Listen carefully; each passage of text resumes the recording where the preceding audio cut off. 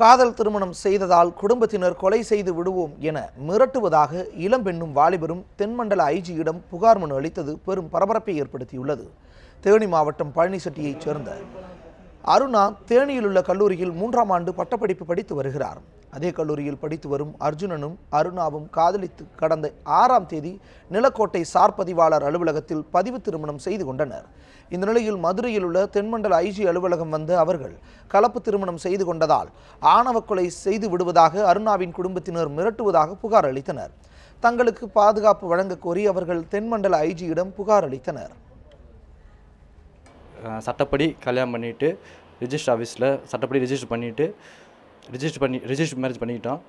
இதை இந்த evidence register பண்ண எவிடன்ஸ் எல்லாமே காப்பியும் எல்லா அலுவலகத்துக்கும் அனுப்பிச்சி வச்சோம்.